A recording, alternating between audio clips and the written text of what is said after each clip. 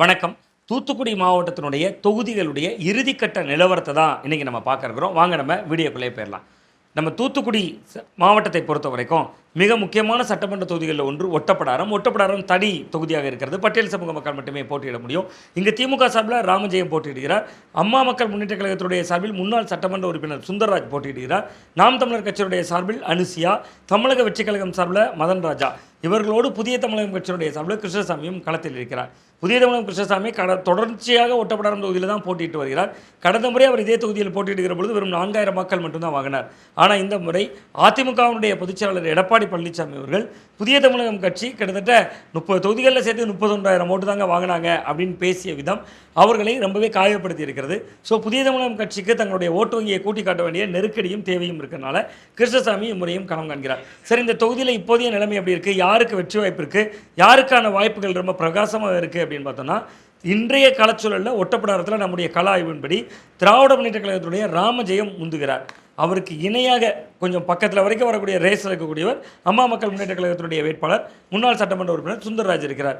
இன்னும் நாம் தமிழர் கட்சி, தமிழக வெற்றிக் கழகம் போன்றவை ஆளுங்கட்சிக்கு எதிரான ஓட்டுகளை சிதறடிக்கிறது. அது இந்த தொகுதியில் பெரிய அளவில் தாக்கத்தை உருவாக்குது. ஆளுங்கட்சிக்கு எதிரான ஓட்டுகளில் இங்கு 3 கூறுகளாக உடையுது. அதாவது புதிய தமிழகம் கிருஷ்ணசாமியும் அந்த ஓட்டை வாங்குகிறார்.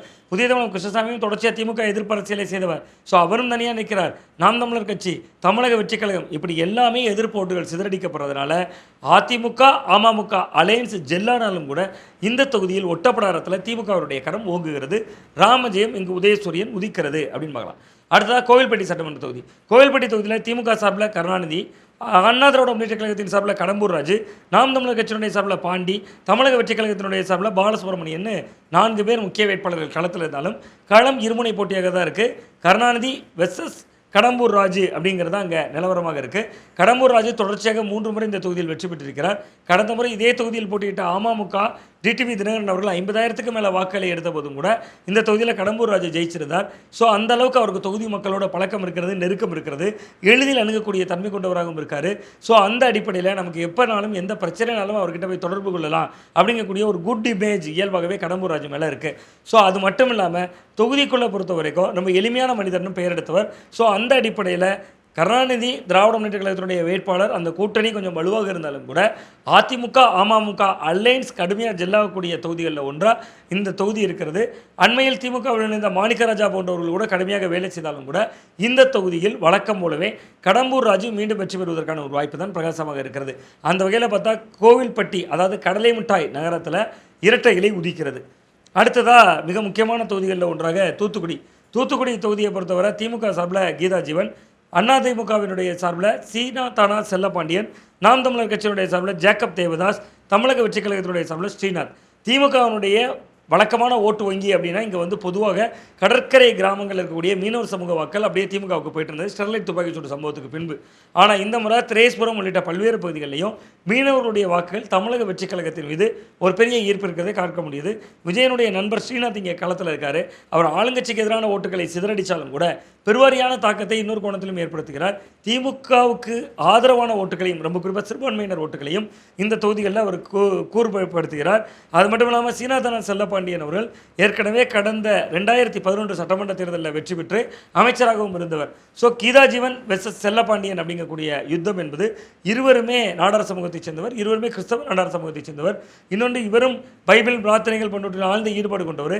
ஸோ அந்த அடிப்படையில் இங்கு கிட்டத்தட்ட தாவேக்கா பிரிக்கக்கூடிய வாக்குகளால் திமுக அதிமுக சமநிலையோடு மோதிக்கொள்ளக்கூடிய தொகுதியாக இன்றைக்கு தூத்துக்குடி சட்டமன்ற தொகுதி மாறி இருக்குது அப்படிங்கிறத பார்க்குறோம்.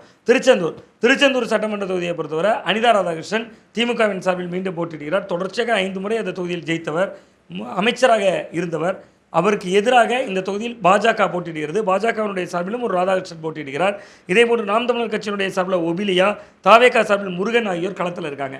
இதில் ஏற்கனவே கடந்த தேர்தலில் போட்டியிட்டவர் தான் ராதாகிருஷ்ணன். அனிதா ராதாகிருஷ்ணனும் சரி, பாஜக வேட்பாளர் ராதாகிருஷ்ணனும் சரி. பாஜக வேட்பாளர் ராதாகிருஷ்ணன் கடந்த தேர்தலில் அதிமுக சார்பில் களத்தில் கண்டவர். பட் அனிதா ராதாகிருஷ்ணன் என்பதுக்கு கிட்டத்தட்ட கிரவுண்டில் ஒரு நல்ல இமேஜ் இருக்கிறது. இப்பொழுது அவர் கொஞ்சம் உடல்நலம்லாம் சுகமில்லாமல் இருந்தாலும் கூட அவரே ஒதுங்கிக் கொள்வதாக சூழல்கள்லாம் ஏற்பட்ட போது கூட தலைமை இல்லை, நீங்கள் தான் நிற்கணும்னு வலியுறுத்தியதால் அவர் நிற்கிறாரு. ஸோ அனிதா ராதாகிருஷ்ணன் அவர்களுக்கு தனிப்பட்ட செல்வாக்கு மிக மிக அதிகம் என்பதால் வழக்கம் போலவே அனிதா ராதாகிருஷ்ணன் அவர்கள் இந்த தொகுதியில் கோல வச்சுக்கிறார். இந்த தொகுதியில் ஜெயிப்பதற்கான ஒரு வாய்ப்பு இருக்குது. ஸ்ரீவைகுண்டம் தொகுதி. ஸ்ரீவைகுண்டம் தொகுதியில் காங்கிரஸ் சார்பில் ஊர்வசி அமிர்தராஜ் களத்தில் இருக்கார், ஊர்வசி சோப் ஓனர்.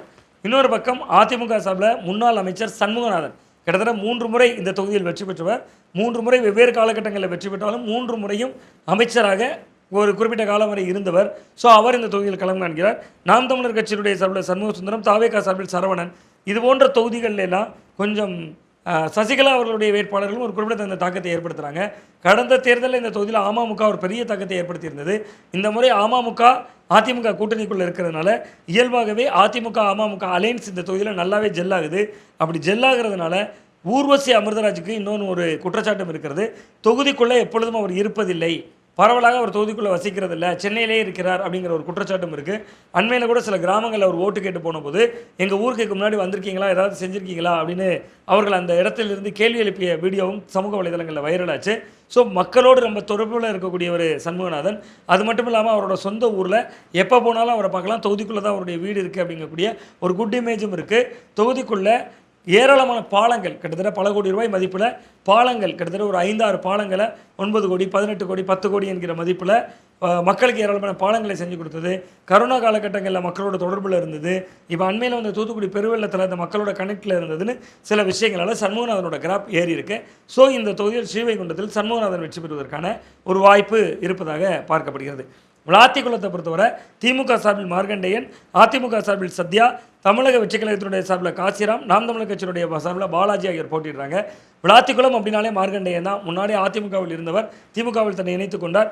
அவர் அதிமுக இருந்தாலும் திமுகவில் இருந்தாலும் மக்களோடு நெருக்கமான தொடர்பில் இருக்கக்கூடியவர், மக்களோடு நன்கு பரிச்சயத்தில் இருக்கக்கூடியவர். ஸோ மார்கண்டேயன் மீண்டும் இந்த தொகுதியில் வெல்வதற்கான ஒரு வாய்ப்பு இருக்கிறது. சத்யா கொஞ்சம் நெருக்கடி கொடுக்க முடியும். இருவருமே ரெட்டியார் சமூகத்தை சேர்ந்தவர்கள். சத்யாவும் ரெட்டியார் சமூகத்தை சேர்ந்தவர், மார்கண்டேயனும் ரெட்டியார் சமூகத்தை சேர்ந்தவர். ஒரே சமூக பின்னணி கொண்டவர்கள் என்பதனால கொஞ்சம் நெருக்கடி கொடுக்க முடியும் சத்யாவால். ஆனால் வெற்றி என்பது மார்கண்டேயன் அவர்கள் பக்கம்தான் இருக்கும் அப்படிங்கிறதால தான் கள யதார்த்தம் இருக்கிறது. இதுதான் தூத்துக்குடி மாவட்டத்தினுடைய கள நிலவரமாக இருக்கிறது. அடுத்து விருதுநகர் மாவட்டத்தினுடைய நிலவரத்தோடு நாம் சந்திக்கலாம்.